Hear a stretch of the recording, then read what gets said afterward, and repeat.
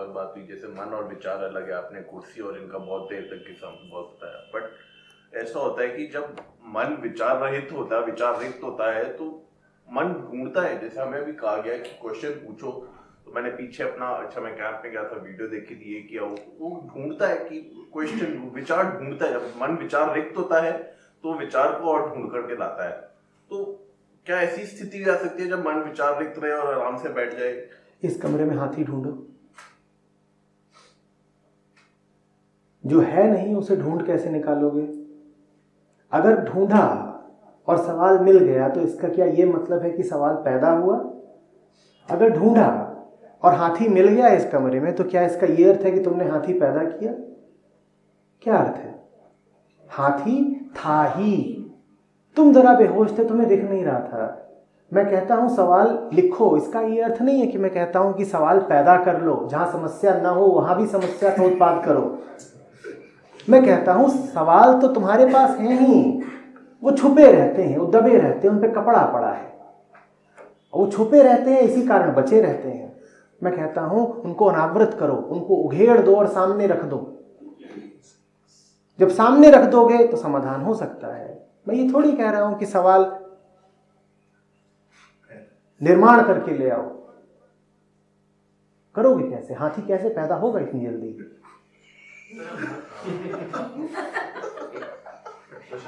जी, हम लोग हंस क्यों रहे हैं? What are we laughing at our own stupidity or other things? Ignorance or other people's ignorance? फिर वो ये पूछेंगे कि हमें हंसना बुरा क्यों लग रहा है? जो हंस रहे उन्हें हंसते, अच्छा है, हल्के हो जाते हैं। अब तुम भी हंसे। एक प्रश्न, मैं हूं और आप हैं, बाकी बहुत ध्यान मत दो, ठीक है? सबके लिए अपना अपना है ना, सबको अपने अपने हिसाब से मौज करने दो। सवालों पे ये सवाल था कि जब मुझे कहा गया सवाल लिखने को, तो जब यहाँ पे बैठ के आपको सुनते तो सवाल मिलते नहीं, लेकिन बाहर इस कमरे के जाके सवाल ही सवाल है और वो सारे महत्वपूर्ण भी हैं। उनको सामने बिठाओ और पूछो कि तुम कमरे में कहाँ गए थे? यही आता है दिमाग में। नहीं, यही नहीं आता, ये भी कहाँ आता है? इस कमरे में ये भी नहीं आता ना। इस कमरे में तो खाली हो जाते हो, शून्य हो जाते हो। बाहर यदि सवाल उठता है तो फिर उससे पूछो कि तेरा जवाब बाद में दूंगा, तू पहले यहाँ, तू वहां कहाँ गायब हो गया था? उसको लिख लो, उसी को। और वो लिखा हो भी अक्सर यहाँ प्रासंगिक न लगे तो। आप देखिए, ऐसा तो होता है। हम सब यहाँ इतने लोग बैठे हैं, सबके पास सवाल हैं। अभी जो सत्र है वो अपने करीब आधे हिस्से को भी नहीं छुआ है। बहुत ऐसे होंगे जिन्हें अपने कई सवाल अब बेवजह लग रहे होंगे, कई ऐसे होंगे जिन्हें अपने कई सवालों के उत्तर मिल ही चुके होंगे।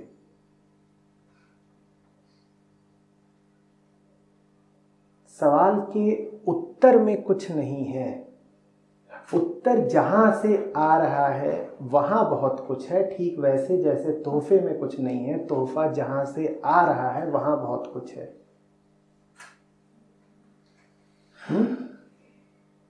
आप उससे जुड़ गए जहां से उत्तर आ रहा है, उसके बाद न प्रश्न की बहुत अहमियत है न उत्तर की।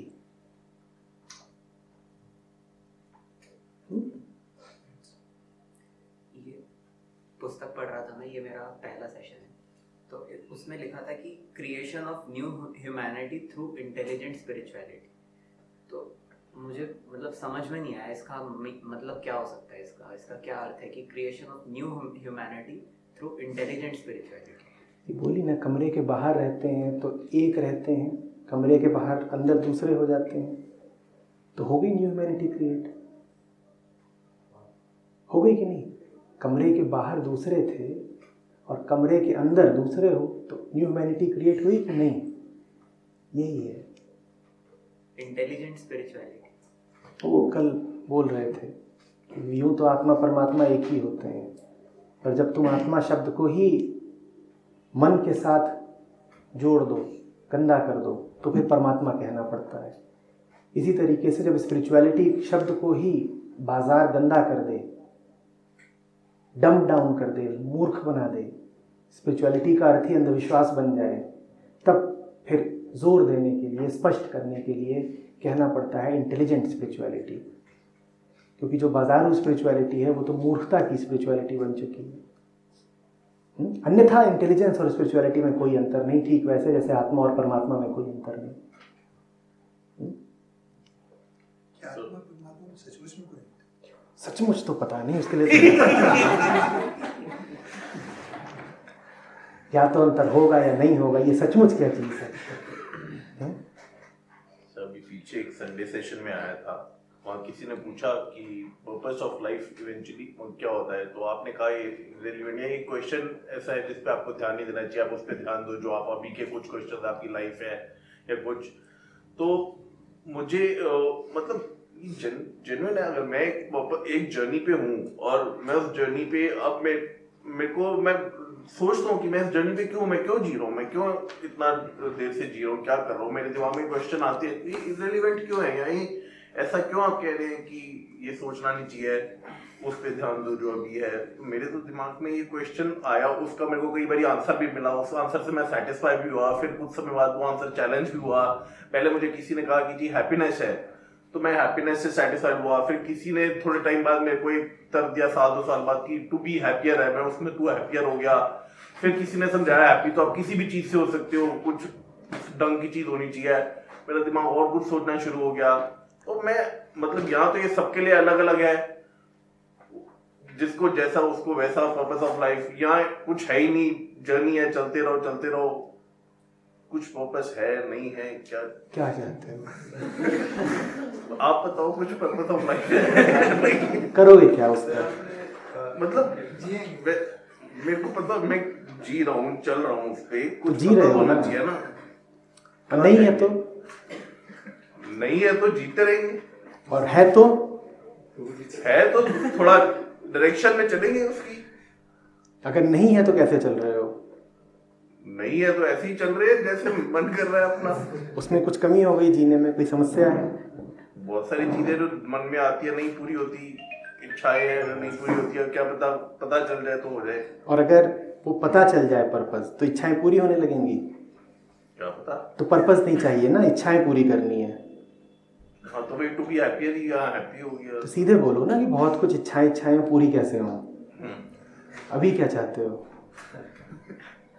पर्पस ऑफ लाइफ का भी दिमाग में आता है, जैसे वो भी एक इच्छा है, पर्पस ऑफ लाइफ तो पर्पस ऑफ लाइफ तो इसलिए मांग रहे हो ताकि अभी की जो इच्छाएं हैं वो पूरी हो जाए, नहीं तो जीवन तो चल ही रहा था। वो भी एक इच्छा है, एक उनमें से एक इच्छा ये है कि मुझे मेरे जीवन का उद्देश्य पता चल जाए। पता चल गया, उसका करोगे क्या?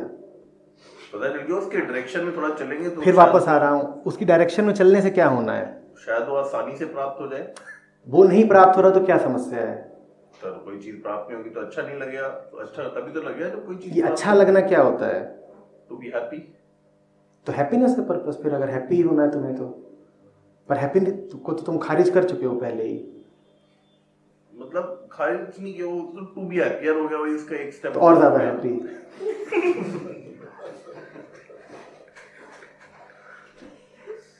हमें आध्यात्मिकता बाद में चाहिए, हमें तर्कातीत कुछ बाद में चाहिए। उससे पहले तो हम सामान्य तर्क वगैरह में ही थोड़े पारंगत हो जाएं तो काफी है। अभी तुम यहाँ बैठे हो, मैं बैठा हूं, हम लोग बात कर रहे हैं, सुन रहे हो। अभी यहाँ पे मैं एक पर्पस लिख दूं, क्या करोगे उसका? मोक्ष करना क्या है उसका मतलब बताओ तो, क्या करोगे? खाओगे, पियोगे, पहनोगे, क्या करोगे? उसकी डायरेक्शन में चलेंगे। चलोगे उसकी डायरेक्शन में, कब चलोगे? मान रहे ना, हमने आपको मानना शुरू कर दिया, आपने कहा कि जो सवाल पूछ रहा हूँ बताओ, उसकी डायरेक्शन में कब चलोगे? अभी तो अभी उसकी डायरेक्शन में चल के क्या मिलेगा? खुशी प्राप्त होगी, अच्छा तो फिर तुमने बोल दिया कि खुशी, तो वही पर्पस हो गया। तो यानी तुम्हें जो भी चीज खुशी दे वही तुम्हारा पर्पस है फिर। और खुशी तुम अच्छे से जानते हो, दुख के बिना आती नहीं। वो भी है नहीं, किसी एक चीज पे अड़ तो जाओ। पर्पस कहते हो तो भूलो नहीं कि तुम अपने जीवन के उद्देश्य की बात कर रहे हो, कोई एक चीज तो निजी रखो जिस पे अड़ सको कि मेरी है। हर चीज में यही कहे जाओगे, इससे सुन लिया उससे सुन लिया, ये भी है वो भी है, तो बात कैसे बनेगी? अपना कुछ पता है, क्या चाहिए क्यों चाहिए। अभी कोई तुम्हें आकर के बता दे कि जीवन का उद्देश्य अंततः नर्क है, कोई क्यों नहीं बता सकता? तो क्या करोगे? किधर को चलोगे? कहते हो जिधर को रास्ता दिखाया जाए उधर को चल देंगे, तो चलो फिर नर्क की ओर। चलो ठीक है, कोई दूसरा आया, वो ज्यादा हितैषी है, उसने कहा ना जीवन का उद्देश्य स्वर्ग है, अब चलो स्वर्ग की ओर जिधर को जाना हो। निकालो जीपीएस। करोगे क्या इन सब जानकारियों का? तुम्हें अगर उधर को चलना भी है तो कब चलना है? अभी। तो तुम देखो ना कि तुम अभी किधर को चले ही जा रहे हो।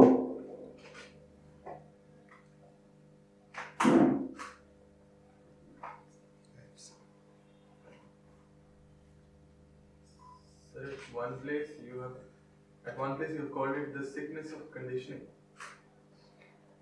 अलग अलग जगहों पे अलग अलग माहौल में बहुत कुछ अलग अलग लोगों से बोला है। सर इसमें किताब में आपने एक बात लिखी है, मोटिवेशन और एम्बिशंस सिम्टम्स। वो मैंने उसका फर्स्ट पेज पढ़ा, मैंने कहा बात तो ठीक है, मोटिवेशनल में तो मोटिव आ गया, तो लॉजिक भी बैठ रहा है और लिटरल मीनिंग है, सिंपल है, सबको समझ में आ रहा है, जिसकी तरफ हम पीछे की तरफ ध्यान नहीं देते। तो किसी भी तरीके का ज्ञान सत्र होता है या जो भी एक इंस्पिरेशनल टॉक होती है, कुछ भी होता है, तो उसमें बात वही होती है कि हाँ घटित वही हो रहा है, सत्य सब कुछ वही है, पता भी होता है, गुड और बैड का डिफरेंस भी पता है, लेकिन हम उसको नेग्लेक्ट कर देते हैं। तो ऐसा क्यों होता है कि फिर बीच बीच में ये टेम्परेरी रिमाइंडर की ज़रूरत पड़ती है, या मतलब मुझे ऐसी टॉक्स की या ऐसे ज्ञान सत्र की बीच बीच में ज़रूरत पड़ती है कि हाँ एक बार कोई पुश कर दे मुझे कि हाँ ठीक है ये गुड बैड का डिफरेंस है जो तुझे पता है, लेकिन तू इसको डेलिबरेटली नेग्लेक्ट कर रहा है। तुम्हें ज़रूरत वगैरह नहीं पड़ती है, तुम्हारा स्वभाव तुम्हें खींच लाता है, तुम्हारा स्वभाव तुम्हें खींच लाता है। इंसान होने का, शरीरी होने का ये एक फल है, एक लक्षण है कि अपने आप को छोटा, कटा हुआ, सीमित कुछ मानोगे। जो तुम अपने आप को मानते हो वो किसी वजह से मानते हो। वजह से इसलिए मानते हो कि पैदा हुए हो, कपड़े पहनते हो, खाते हो, पीते हो, एक समाज में रहते हो, एक शिक्षा मिली है, तुम्हारे पास वजहें हैं वो सब मानने की जो तुम अपने आप को मानते हो। तुम अपने आप को अगर पुरुष मानते हो तुम्हारे पास उसकी वजह है, शारीरिक वजह भी है और सामाजिक भी है। दोनों में से कोई एक भी हट जाए तो तुम्हें दिक्कत हो जानी है। जिस शारीरिक वजह से तुम अपने आप को जीवित मानते हो या युवा मानते हो या पुरुष मानते हो, वो हट जाए तो तुम नहीं मान पाओगे। सामाजिक वजह भी हट गई तो भी नहीं मान पाओगे। दुनिया भर के सब लोग तुम्हें स्त्री कहना शुरू कर दें, तुम्हारी अपनी पुरुषत्व की धारणा छिन्न भिन्न हो जाएगी। तुम्हारे लिए मुश्किल हो जाएगा यकीन कर पाना तुम पुरुष हो अगर हर कोई तुम्हें स्त्री रूप में ही संबोधित करे। तो तुम्हारी अपने बारे में जो भी मान्यताएं हैं उनके पीछे कारण हैं, वजहें हैं, जिनमें से प्राथमिक कारण है मनुष्य जन्म, शरीर। शरीर है इसलिए मान्यताएं हैं। लेकिन तुम अपने आप को जो भी माने जाते हो, कुछ है जो तुम्हें बताता रहता है कि तुम वो हो नहीं, वो तुम्हें किसी और ही दुनिया की ओर खींचता है। तुम अपने आप को बताते रहते हो कि मैं किसी पथ का पथिक हूं, मैं किसी यात्रा पर हूं, मुझे कहीं पहुंचना है। तुम्हारे भीतर है कोई बैठा है जो बोलता है ना, पहुंचे ही हुए हो, विश्राम करो। तुम्हारी मान्यताएं ये हैं कि तुम किसी जाति के हो, धर्म के हो, देश के हो, काल के हो, और तुम्हें इन्हीं के अनुसार अपने आप को सीमित रखना है, अपने परिवार में, मोहल्ले में, जाति में। कोई तुम्हारे भीतर बैठा हुआ है जो तुम्हारी सुनता ही नहीं, बड़ा उद्दंड है, वो कहीं भी दिल लगा आता है। तुम्हारी मान्यता तुमसे कहती है कि नहीं, मैं जो आदेश दे रहा हूं जीवन उसके अनुसार चलना चाहिए, पर तुम्हारे भीतर कोई और भी बैठा हुआ है जिसका आदेश तुम्हारे आदेश से बड़ा हो जाता है। वो तुम्हारी सारी इच्छाओं की, सारे उद्देश्यों की, सारे नियमों की अवहेलना कर देता है। तुम चाहते हो सुरक्षा, क्योंकि तुम अपने आप को शरीर मानते हो और शरीर तो सीमित है, छोटा है, उसे तो सुरक्षा चाहिए। तुम चाहते हो सुरक्षा और भीतर कोई तुम्हारे बैठा है जो तुम्हें बड़े से बड़े खतरों में ढकेल देता है, और तुम खतरों में ना जाओ तो तुम्हें बेचैन रखता है। वो तुमको खींच करके लाता है यहां। अब इस पूरी प्रक्रिया में किसी को सही किसी को गलत मत कह देना, गलती किसी की नहीं है। आदमी पैदा हुए हो ना, तो ये दोनों रहेंगे। एक और तो वो सब कुछ रहेगा जो तुम्हें एहसास कराएगा कि तुम 30 साल के कि 50 साल के मनुष्य हो, जो तुम्हें एहसास कराएगा कि अगर तुम्हें जीना है तो तुम्हारे पास घर, रुपया, पैसा, सुरक्षा, सम्मान वगैरह होने चाहिए, जो तुम्हें एहसास कराएगा कि तुम्हारा समय बीतता जा रहा है, बाल सफेद हो रहे हैं, मृत्यु दस्तक दे रही है। ये सब होगा, जरूर होगा। मनुष्य पैदा हुए हो तो हो नहीं सकता कि तुम्हारे भीतर असुरक्षा, ईर्ष्या, कलह, द्वेष, कपट ये सब ना उठे। ये होंगे, गलती कुछ नहीं है। फिर अगर कहोगे कि ये सब गलत है तो तुम्हारा पैदा होना ही गलत था, क्योंकि ये पैदा होने के साथ ही आ जाते हैं, तो ये तो होने ही होने हैं। लेकिन इनके साथ साथ कोई और भी बैठा हुआ है तुम्हारे हृदय में, जो किसी की नहीं सुनता, जो तुम्हारे जन्म की नहीं सुनता, जो तुम्हारे तर्क की नहीं सुनता, जो तुम्हारी विधियों की नहीं सुनता, जो तुम्हारी आज्ञाओं की पूर्ण अवहेलना करता है, तुम्हारे सारे फरमानों को फाड़ करके हवा में उछाल देता है। तुम सोचते ही रह जाते हो, वो कुछ और कर गुजरता है। तुम्हारे अपने मंसूबे तो सुविधा के होते हैं, वो तुमको झंझटों में डाल देता है। तुम तो यही चाहते रह जाते हो कि सजे सजाए राजपथ पर चले, और वो तुमको राजपथ से हटा करके जंगलों में ढकेल देता है। तुम तो यही चाहते रह जाते हो कि पीछे छोड़ दें, मार दें, हिंसा कर दें, प्रतियोगिता करें, आगे निकल जाएं, और वो किसी पीछे वाले के लिए मुस्कुराते हुए रुक जाता है, हाथ दे देता है। वो तुम्हारे इरादे पूरे ही नहीं होने देता। वो जो तुम्हारे इरादे पूरे नहीं होने देता वही है जो तुम्हें यहां ले आता है, और ये दोनों तुम्हारे साथ आजन्म रहेंगे। इनमें से किसी को सही किसी को गलत मत मान लेना, ये एक ही हैं। एक का नाम है निराकार, एक का नाम है साकार। ये एक ही हैं, एक नाम है सगुण, एक नाम है निर्गुण।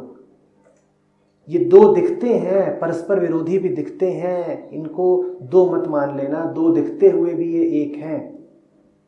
दोनों आपस में खेलते रहते हैं, इसी खेल का नाम लीला है। तो ये कोई सवाल ही नहीं हुआ कि यहां आ क्यों जाता हूं, और न ही ये कोई सवाल हुआ कि यहां आने के बाद फिर यहां की बातें भूल क्यों जाता हूं, दुनिया में रत क्यों हो जाता हूं। क्योंकि दोनों होने ही होने हैं। कोई कशिश है जो तुम्हें यहां खींच के लाएगी ही लाएगी, और फिर एक बेहोशी है जो बाहर निकलकर तुम पर छाएगी ही छाएगी। ये दोनों होने ही होने हैं, जीवन भर चलने हैं। तुम दोनों में किसी का पक्ष मत ले लेना। तुम तो इसको होने दो। यही खेल है, इसी में सुंदरता है। जीवन की अपूर्णता में, जीवन की विषमताओं में ही जीवन का सौंदर्य है। ये जो तुम बार बार फिसलते हो ना, ये फिसलना यूं ही नहीं है, यही जीवन है। दुख के साथ मत बताया करो कि आज फिर सोता रह गया, कि आज फिर भूल गया, कि आज फिर बहक गया। इसी का तो मजा है, यही तो खेल है, यही तो जीवन है। बहकोगे नहीं तो वापस कैसे आओगे? बहक बहक के तुम्हें वापस आना है, दूर जा जा के तुम्हें लौटना है, रूठ रूठ के तुम्हें मानना है। बहुत जल्दी मत करो। नियति तो तुम्हारी यही है कि अंततः मिट जाओगे। जल्दबाजी क्या कर रहे हो? जब तक मिटे नहीं हो तब तक होने का स्वाद ले लो। मान तो एक दिन जाओगे ही, उस दिन जो बुला रहा है उसकी बाहों में समा जाओगे, द्वार दरवाजे बंद हो जाएंगे, फिर कुछ दिखाई नहीं पड़ेगा, फिर तो मात्र अंधेरा है, फिर तो आलिंगन की उष्णता मात्र शेष रह जानी है। जब तक रूठने मनाने का खेल चल रहा है चलने दो, जल्दी ना करो, खेले जाओ, सुंदर है। या ये चाहते हो कि रोशनी बंद कर दी जाए, द्वार बंद कर दिए जाएं और कुछ पता ना चले, प्रेमी एक हो गए, अब कोई कहानी नहीं बची।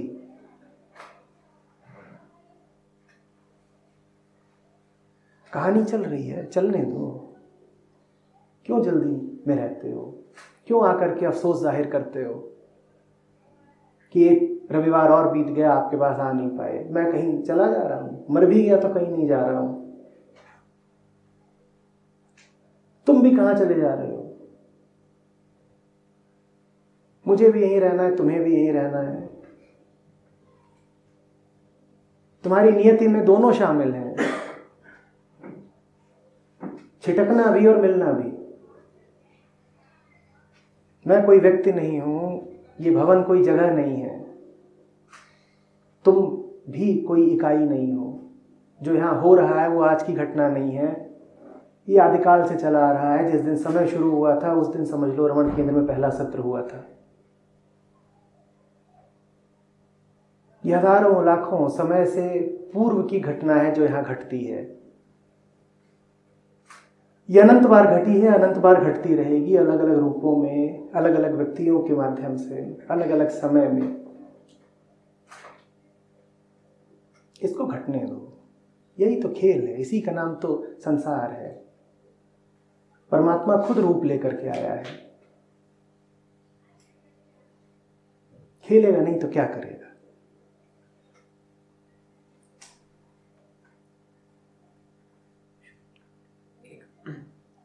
कुछ व्यक्तिगत प्रश्न भी थे, उसमें से एक ये था कि जैसे स्वामी विवेकानंद है, तो जितना औरों से सुना या जितना उनके बारे में थोड़ा बहुत पढ़ा, कॉलेज में एक टाइम थोड़ा बहुत उनके बारे में पढ़ा था, तो काफ़ी अच्छा लगा। मतलब ऐसा लगता है कि जब भी उनका नाम लेता हूँ ना तब भी उनसे जुड़ाव सा महसूस होता है।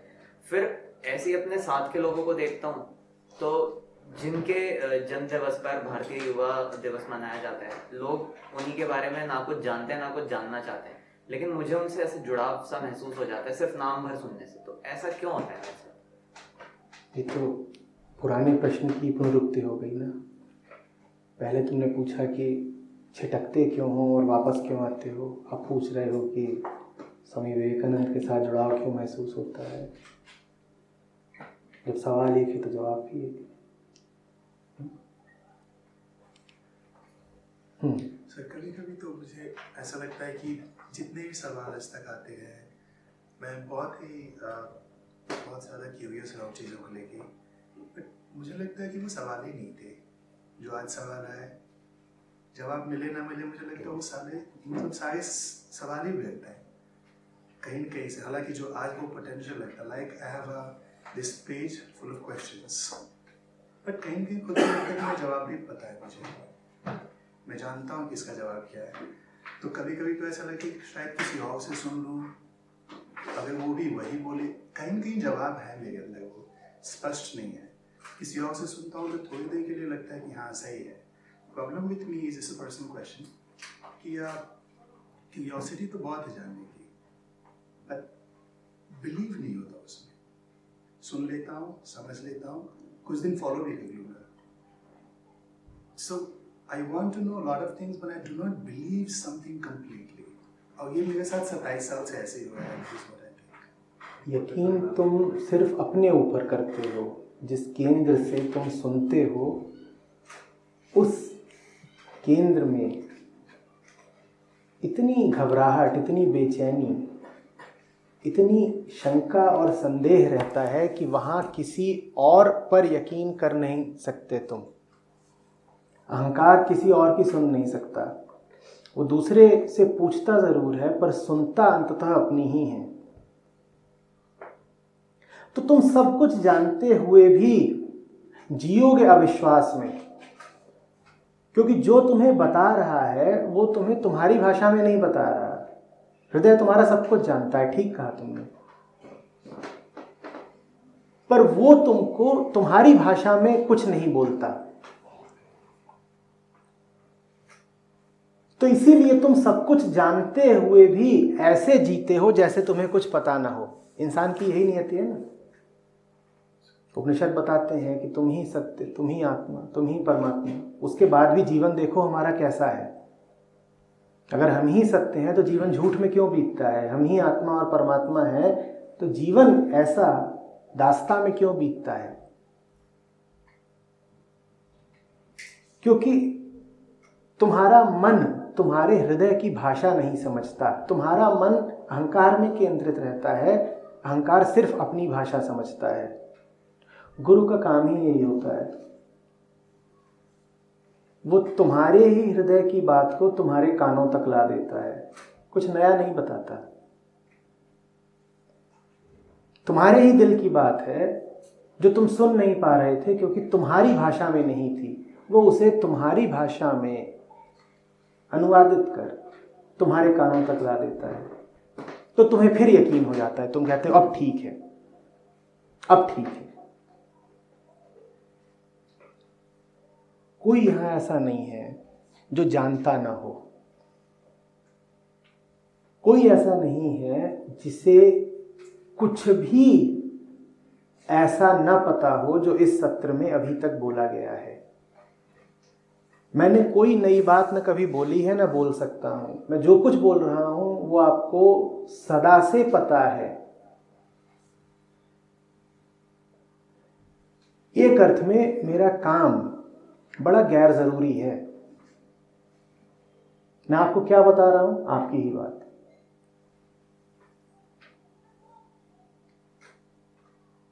छोटा सा एक फासला है, उसको तय करा रहा हूं, दिल से दिमाग तक का, आपके ही दिल से आपके ही दिमाग तक का। गैर जरूरी इसलिए क्योंकि आपका ही दिल और आपका ही दिमाग है। उसमें किसी मध्यस्थ की आवश्यकता होनी नहीं चाहिए।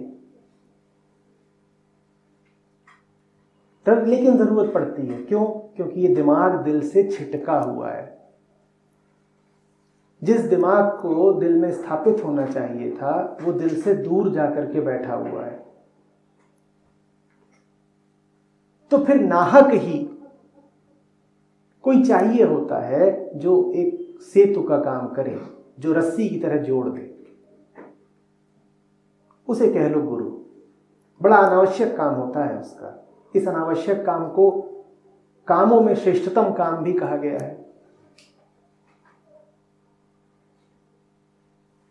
मेरी नजर से देखो तो कतई गैर जरूरी, अपनी नजर से देखो तो सबसे जरूरी।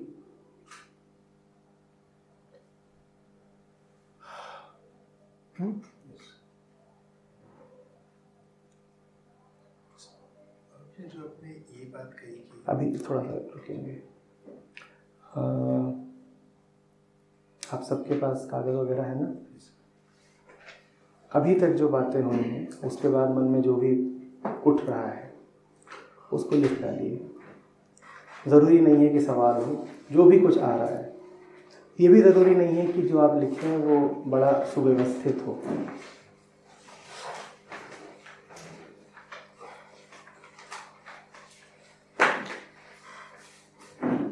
तो आप कलाकारी भी कर सकती हैं, कोई कविता भी लिख सकता है, सवाल नहीं लिखना, कुछ भी अगर सवाल आ रहा है तो लिख डालो, सवाल आ रहा है तो वो भी लिख डालो।